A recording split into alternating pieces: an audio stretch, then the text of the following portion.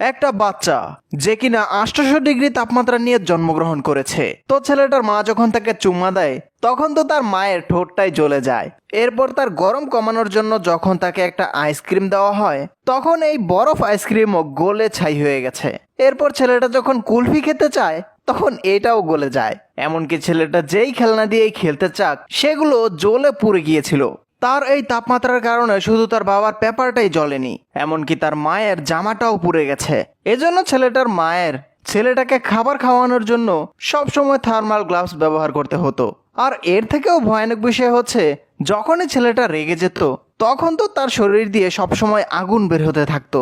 আর ছেলের এসব কর্মকাণ্ডে বিরক্ত হয়ে মা সবসময় এই ঘরে আগুন নেভানোর কাজ করতে থাকতো। এমনকি ঘরের একটা রুম তো আগুন নেভানোর যন্ত্রপাতি দিয়েই ভরা থাকতো। মা সবসময় তার ছেলেকে ঠান্ডা রাখার জন্য তাপমাত্রা কমানোর সবকিছুই ছেলের উপর প্রয়োগ করে যেত। মা সবসময়